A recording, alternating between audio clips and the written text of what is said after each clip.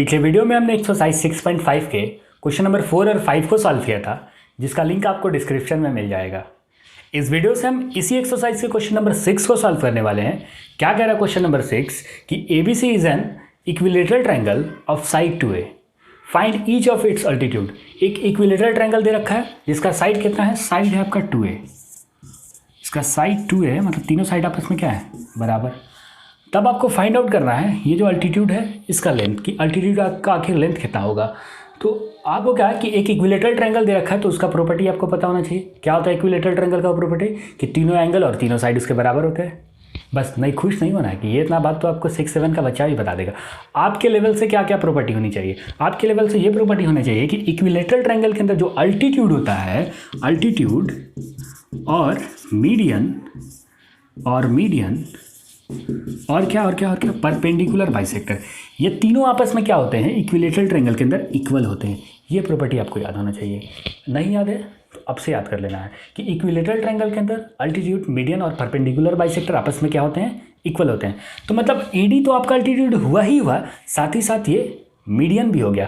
अगर ये मीडियन हो गया तो मतलब ये साइड और ये साइड फिर आपस में क्या हो जाएगी, बराबर। अगर टोटल साइड आपका 2A है तो ये इतना पोर्शन कितना होगा, A, और ये इतना पोर्शन भी क्या हो जाएगा, A। क्या इतनी बात आपको समझ आ रही है कि नहीं आ रही, आ रही है? ठीक है, तो इस प्रॉपर्टी का यूज़ करके हम इस क्वेश्चन को तो काफ़ी आसानी से सॉल्व कर लेंगे। लेकिन इस प्रॉपर्टी में थोड़ा सा दिक्कत क्या है कि आपके सारे के सारे टीचर इस बात को एक्सेप्ट नहीं करते। वो कहते हैं कि नहीं, इस साइड को A आप प्रूफ करके दिखाओ, इस साइड को A आप प्रूफ करके दिखाओ। तो उसके लिए हम लोग दूसरा मेथड सॉल्व करेंगे, एक और मेथड हम लोग यूज़ करेंगे। तो सेकेंड मेथड से इस चीज़ को हम लोग प्रूफ करके दिखा देंगे। पहले हम लोग फर्स्ट मेथड डिस्कस कर लेते हैं कि जिसमें बाई प्रॉपर्टी हम इस साइड को क्या ले आए, A ले आए। तो आइए पहले फर्स्ट मेथड से उससे सॉल्व करते हैं इस क्वेश्चन को, उसके बाद अगला मेथड देखेंगे। तो फर्स्ट मेथड में क्या होता है कि इक्विलेटरल ट्रायंगल के अंदर क्या होता है कि अल्टीट्यूड, मीडियन और परपेंडिकुलर बाइसेक्टर सारे क्या होते हैं, इक्वल। जब ये इतना हो गया तो सो BD और DC आपस में क्या हो जाएंगे, आपके लिए इक्वल हो जाएंगे। BD बराबर DC बराबर, और ये कितना हो जाएगा, A। अब इतना हो गया तो अब ध्यान से देखो इस ट्रायंगल के अंदर, ये जो ट्रायंगल है ABD, इन ट्रायंगल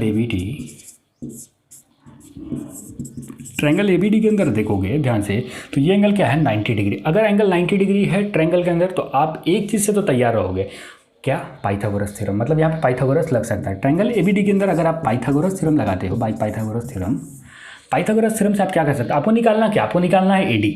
तो AD क्या है, वहाँ पे परपेंडिकुलर है, तो परपेंडिकुलर का स्क्वायर बराबर होता है किसके, हाइपोटेनस के स्क्वायर माइनस बेस के स्क्वायर का। बेस क्या है, BD है। ठीक है, तब बात समझ पा रहे हो। AD का वैल्यू आपको निकालना है। AB का वैल्यू कितना दे रखा है, AB का वैल्यू यहाँ दे रखा है। AB का वैल्यू कितना है, 2A। आप 2A रख दोगे, 2A का स्क्वायर माइनस BD का वैल्यू आपने कितना निकाला है, BD का वैल्यू आपने A निकाला है, A का स्क्वायर। तो यहाँ से कितना हो जाएगा, यहाँ पे स्क्वायर है, AD square equal to 2A 4A square minus A square. कितना आ जाएगा, AD बराबर कितना आ जाएगा, 4A minus A square, 3A square, और ये स्क्वायर इधर आएगा रूट। तो रूट से A स्क्वायर है तो A क्या आ जाएगा, बाहर आ जाएगा। तो A बराबर क्या हो जाएगा, AD बराबर क्या हो जाएगा, √3 तो अपना अंदर रहेगा और A बाहर आ जाएगा। AD बराबर क्या गया, √3A। आपको ये प्रॉपर्टी याद भी होगा कि इक्विलेटरल ट्रायंगल के अंदर हाइट का जो फार्मूला होता है वो क्या होता है, √3 इंटू साइड। वही आपने यहाँ निकाला है कि AD equal to √3 into A। अब यहाँ तक बात हो गया कि आपने एक तो अल्टीट्यूड का वैल्यू निकाल लिया, लेकिन इक्विलेटरल ट्रायंगल है और इसके अंदर अल्टीट्यूड कितने बनेंगे, 3 बनेंगे। तो हमने जब कंस्ट्रक्शन किया था तो कुछ इसी तरह का काम किया था कि हमने ड्रा किया था कि AD perpendicular on BC, BD perpendicular on AC। BD से एक परपेंडिकुलर गिराया था, सॉरी BE था, नहीं BD ही था, यहाँ पे BE होना चाहिए। BD perpendicular on AC, BD perpendicular on EC, BE perpendicular on AC। ठीक है, उसके बाद तीसरा परपेंडिकुलर था CF परपेंडिकुलर ऑन AB। तो 3 परपेंडिकुलर, लेकिन ध्यान से देखो तो तीनों का बेस क्या है, सेम है। तो बेस सेम है तो हाइट भी क्या आएगा, सेम आएगा। तो सारे बेस इक्वल होने की वजह से हम क्या लिख सकते हैं यहाँ पर कि AD का जो वैल्यू आया √3 है, सिमिलरली इसी तरीके से आपका जो बाकी 2 और अल्टीट्यूड बच रहा है उसका भी वैल्यू क्या होगा, सेम, क्योंकि उनका भी बेस क्या है, सेम है। BE बराबर कितना, √3A। ठीक है, आई होप ये क्वेश्चन आपको समझ में आया होगा।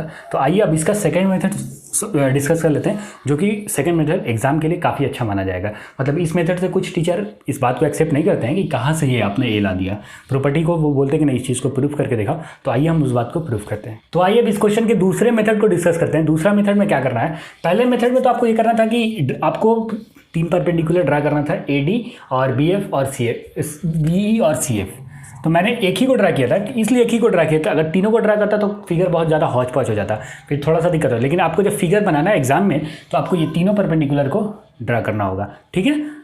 वो फर्स्ट मेथड के लिए। लेकिन आप सेकंड मेथड से अगर सॉल्व कर रहे हैं तो उसके लिए क्या करना पड़ेगा कि आपको देखो BD और DC को आपस में इक्वल दिखाना है, या अभी दिया नहीं है, आपको इक्वल दिखाना है। तो आप इसको इक्वल कैसे दिखा सकते हो, अगर आप इस ट्रायंगल और इस ट्रायंगल को सिमिलर कर दो तो क्या कर दो, तो आप ये दोनों साइड को इक्वल लिख सकते हो।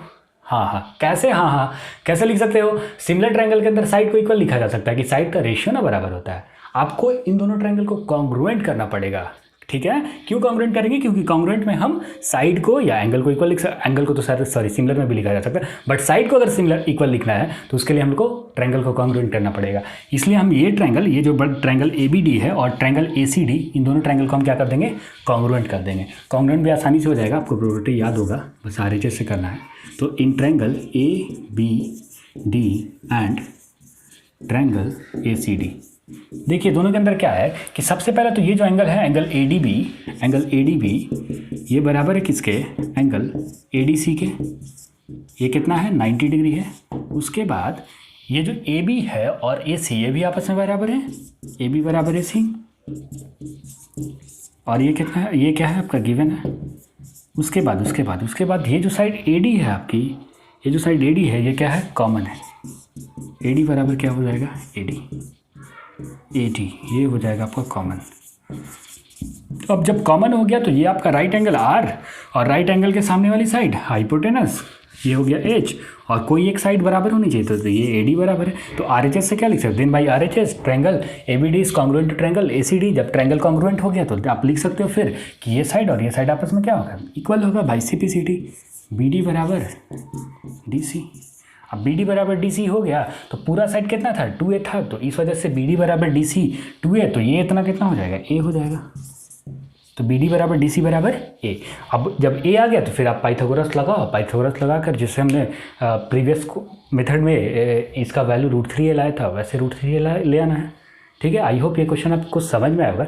ये दोनों मेथड आप आसानी से समझ गए। पहला वाला मेथड अच्छा है, लेकिन दूसरा वाला मेथड बहुत अच्छा कहने का मतलब कि अगर आप उस मेथड को फॉलो कर रहे हैं तो आपके मार्क्स कटने का 1% चांस नहीं है, ठीक है। आई होप ये दोनों मेथड आपको समझ में आएगा। Thank you so much for watching.